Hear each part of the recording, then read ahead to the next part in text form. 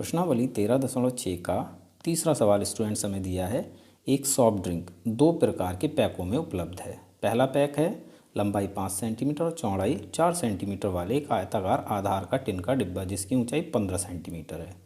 और दूसरा पैक है व्यास 7 सेंटीमीटर वाले वृत्तीय आधार और 10 सेंटीमीटर ऊंचाई वाला एक प्लास्टिक का बेलनाकार डिब्बा।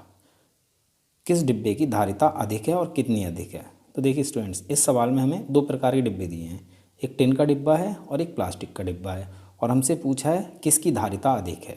धारिता का मतलब है कि इन दोनों डिब्बों में से किस डिब्बे में ज़्यादा सॉफ्ट ड्रिंक आ सकता है। तो देखो कुछ इस प्रकार की ये दो डिब्बे हैं।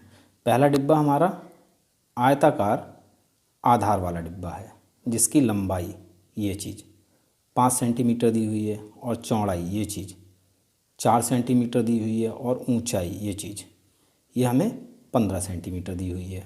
तो ये डिब्बा एक घनाभा का डिब्बा हो जाता है।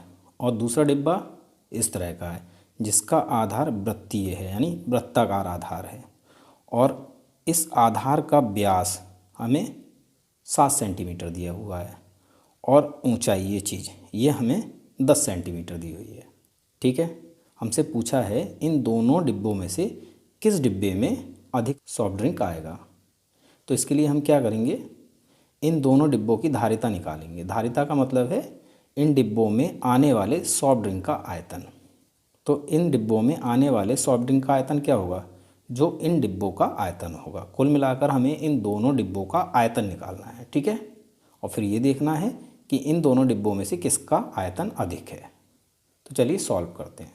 तो स्टूडेंट सबसे पहले हम आयताकार आधार वाले टिन के डिब्बे की धारिता निकाल लेते हैं। ठीक है, डिब्बा हमारा कैसा है, घनाभाकार है।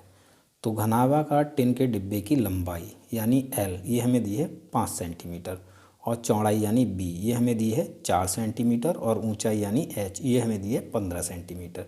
तो हमें क्या करना है, इस डिब्बे का आयतन निकाल लेना है। जो आयतन होगा वही इस डिब्बे की धारिता होगी। डिब्बे का आयतन, तो फॉर्मूला हमारा होगा लंबाई गुणा चौड़ाई गुणा ऊंचाई। ठीक है ना, घनाभ का आयतन क्या होता है, लंबाई गुणा चौड़ाई गुणा ऊंचाई।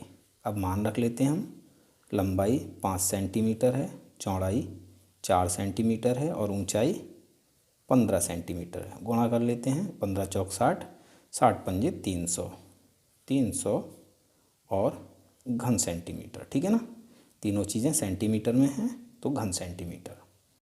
डिब्बे का आयतन है 300 घन सेंटीमीटर, यही डिब्बे की धारिता हो जाती है।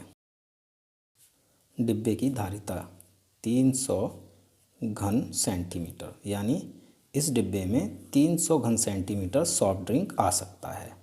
ठीक है, अब हम बेलनाकार प्लास्टिक के डिब्बे की धारिता निकाल लेते हैं। तो बेलनाकार प्लास्टिक के डिब्बे का व्यास हमें दिया 7 सेंटीमीटर और ऊंचाई यानी H ये हमें दी है 10 सेंटीमीटर। तो सबसे पहले हमें त्रिज्या यानी R निकाल लेनी है। ठीक है, त्रिज्या व्यास की आधी होती है। व्यास है 7 सेंटीमीटर, तो इसका आधा बटे में 2 लगा लीजिए। ठीक है, और ऐसे ही रहने दीजिए। तो त्रिज्या हो जाती है 7 बटे 2 सेंटीमीटर। ठीक है, अब हमें इस बेलनाकार प्लास्टिक के डिब्बे का आयतन निकाल लेना है। डिब्बे का आयतन फॉर्मूला लगेगा पाई आर स्क्वायर H, क्योंकि डिब्बा हमारा बेलनाकार है तो बेलन का आयतन होता है पाई आर स्क्वायर H। ठीक है, मान रख लेते हैं, पाई का मान 22 बटे 7 गुणा आर स्क्वायर, आर है हमारी 7 बटे 2, तो 7 बटे 2 को आप 2 बार गुणा में लिखिए क्योंकि आर पर स्क्वायर है। ठीक है, गुणा H ये है 10 सेंटीमीटर, 10 सेंटीमीटर। 7 से 7 कैंसिल हो जाएगा, 2 से 22 11 बार में कैंसिल हो जाएगा, और 2 से 10 5 बार में कैंसिल हो जाएगा। तो हमें मिलेगा 5 सत्ते 35, 35 गुणा 11 385 घन सेंटीमीटर। ये हो गया इस डिब्बे का आयतन, यानी बेलनाकार डिब्बे का आयतन। ठीक है, यही इस डिब्बे की धारिता हो जाती है। डिब्बे की धारिता 385 घन सेंटीमीटर, यानी इस डिब्बे में बेलनाकार प्लास्टिक के डिब्बे में 385 घन सेंटीमीटर सॉफ्ट ड्रिंक आ सकता है। और हमसे पूछा है किस डिब्बे की धारिता अधिक है और कितनी अधिक है।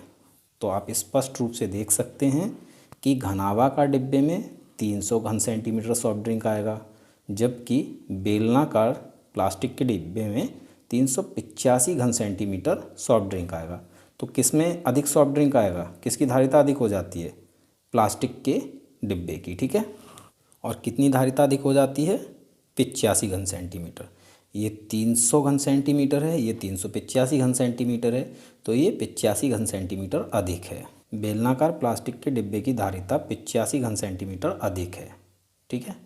यही हमारा आंसर हो जाता है। उम्मीद है सवाल आपको समझ में आ गया होगा। मिलते हैं अपने अगले वीडियो क्लास में।